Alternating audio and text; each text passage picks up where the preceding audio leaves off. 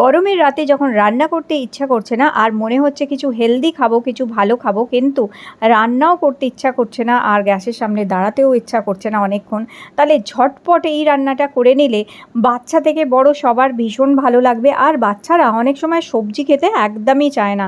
বাচ্চাদের যদি এইভাবে সবজি দিয়ে দেওয়া যায় তাহলে ওরাও কিন্তু চেটেপুটে খেয়ে নেবে। খুবই হেলদি সুস্বাদু একটা ডিনার রেসিপি শেয়ার করছি, যেটা খুব ঝটপট হয়ে যাবে, 10 মিনিটের মধ্যে করে ফেলতে পারবে এই ডিনার রেসিপিটা এবং কোনো ঝামেলা ছাড়া। তো এখানে আমার ফ্রিজে যা যা সবজি ছিল আমি সবই এখানে অল্প অল্প করে নিয়ে নিয়েছি। যেমন কি প্রায় 1 কাপ মতন এখানে বিনস আমি ছোট ছোট করে কেটে নিয়েছি, 2টি গাজর ছিল। অনেক সময় দেখবে অনেক সবজি আমরা নিয়ে আসি, সেগুলো ফ্রিজে পড়ে পড়ে শুকিয়ে যায় আর মনে হয় যে এগুলো দিয়ে কী বানাবো, কী করব। এই রকম ধরনের রেসিপি ঝটপট যদি করে নেওয়া যায়, বাড়ি শুদ্ধ সবাই সবজিও খেয়ে নেবে। তাতে কি হবে, শরীর সুস্থ থাকবে, ভালো থাকবে এবং একটা খুবই সুস্বাদু খাবারও এটা দিয়ে তৈরি হবে, যেটা বাচ্চারাও চেটেপুটে কিন্তু খেয়ে ফেলতে পারবে। আর এখানে বিনসগুলো যেভাবে কেটেছি ওইভাবেই ছোট ছোট করে আমি এখানে গাজরগুলোকেও কেটে নেব। তো এগুলো ছোট ছোট করে একটু কেটে নিলে কি হবে, অনেক সময় এই যে বাচ্চারা যখন এই যে সবজিপাতি খেতে চায় না, একটু ছোট ছোট করে কেটে দিলে ওরা বুঝতেও পারবে না আর ওরা খেয়েও নেবে বাচ্চারা। তাতে কি হবে, ওদের সবজি খাওয়াটাও হবে, শরীরে পুষ্টিগুণটাও যাবে, ভিটামিনসগুলো যাবে, শরীরও ভালো থাকবে এবং পেট পরিষ্কারও হবে। তো এইভাবে আমি 2টো গাজর এখানে কুচি করে নিচ্ছি। আজকে যতটুকু পরিমাণ আমি এই রেসিপিটা শেয়ার করছি, এটা দুজনার জন্য একদম যথেষ্ট, একদম পেট ভরার মতন। তো যতটা তৈরি করতে হয় সেই অনুযায়ী তোমরা পরিমাণ কম বা বেশি করে নিতে পারবে। আর এখানে আমার ফ্রিজে কিছু ব্রকলি ছিল, সেই ব্রকলির ফুলগুলো আমি নিয়ে একটু বড় বড় করেই কেটে নিচ্ছি এখানে এইভাবে, কারণ ব্রকলি খুব তাড়াতাড়ি সফট হয়ে যায়। আর ছিল কিছু ক্যাপসিকাম, এই যে লাল, সবুজ আর হলুদ এই ক্যাপসিকাম বেল পেপারগুলোও ছিল, এগুলোকেও কুচি কুচি করে ছোট ছোট করে কেটে নিয়েছি।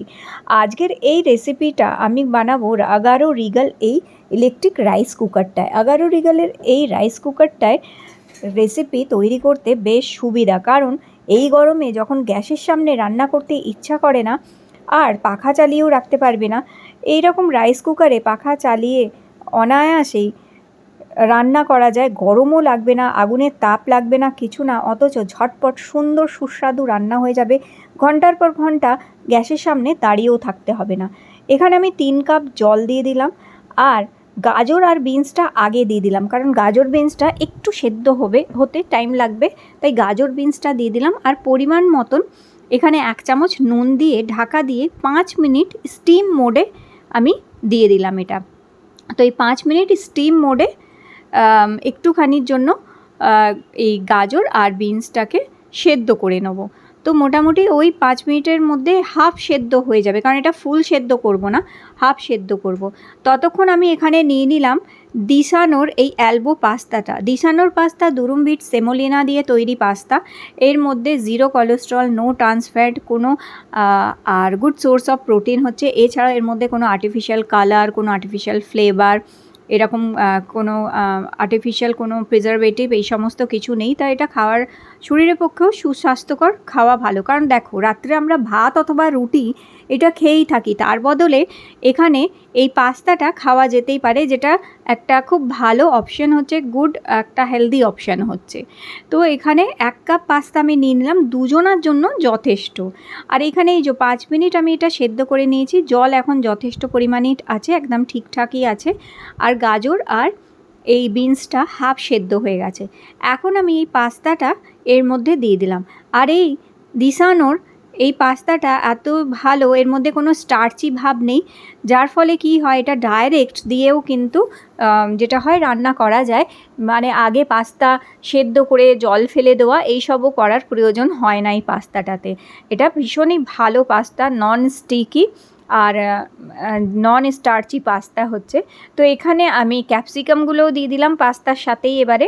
আর 1 মুঠো মতন কর্ন ছিল আমার ফ্রিজে পড়ে, আমি সেটাও দিয়ে দিলাম এখানে, কারণ আমি চাইছিলাম ফ্রিজটাও ফাঁকা করে দিই, কারণ সবজিগুলো পড়েই রয়েছে সব, এগুলো দিয়ে ফাঁকা করে দেবো আর একটা খুবই সুস্বাদু রেসিপিও তৈরি হয়ে যাবে এবং সবার স্বাস্থ্যের জন্য যেটা ভালো হবে। এবার ব্রকলিগুলোও দিয়ে দিলাম, কারণ ব্রকলি রান্না হতে বেশি সময় একদমই লাগে না। ব্যাস, ঢাকা দিয়ে এবার 5 মিনিট আবার আমি এটাকে একটুখানি স্টিম করে নিলাম। আর স্টিম করে নিতে এখন একদম পুরো কমপ্লিট হয়ে গেছে, এটা সেদ্ধ হয়ে গেছে সব কিছু, পাস্তাও সেদ্ধ হয়ে গেছে এবং সমস্ত সবজি সেদ্ধ হয়ে গেছে এখানে।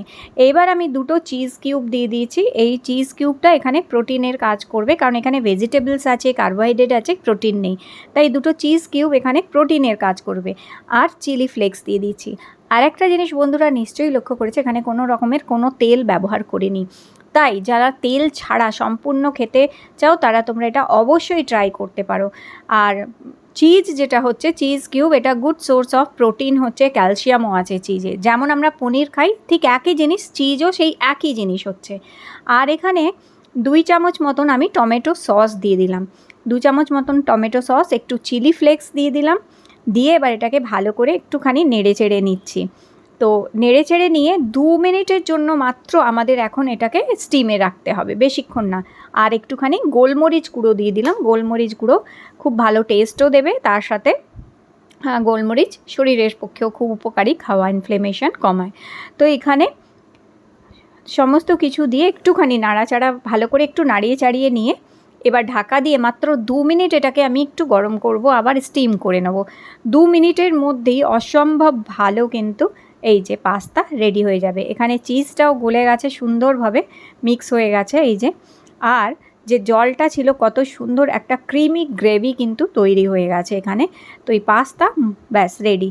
10 থেকে 12 মিনিটের মধ্যে কিন্তু ডিনার তৈরি হয়ে গেল। না আগুনের সামনে দাঁড়াতে হলো, না গ্যাসের সামনে দাঁড়াতে হলো ঘন্টার পর ঘন্টা এই গরমের মধ্যে। আর ঝটপট একটা হেলদি রেসিপি তৈরি হয়ে গেল উইদাউট অয়েল। তো এটার মধ্যে প্রচুর পরিমাণে সবজিও আছে, কার্বোহাইড্রেটও আছে, ভিটামিনস আছে, সব কিছু আছে, একটা কমপ্লিট হেলদি একটা ফুড। যারা ওয়েট লস করছে তারাও কিন্তু এটা খেতে পারে, কারণ এর মধ্যে মাত্র 1 কাপ দিয়েছি আমি পাস্তা, তাও দুরুম্বির সেমোলিনা পাস্তা হচ্ছে ওটা। আর প্রচুর সবজি আছে, যেটা আমাদের পেট পরিষ্কার করতে এবং ওজন কমাতে, ভুঁড়ি কমাতেও সাহায্য করবে। রাতে যদি একটু হেলদি কিছু খাবার ইচ্ছা থাকে তাহলে এই অপশানটা একদম পারফেক্ট হচ্ছে।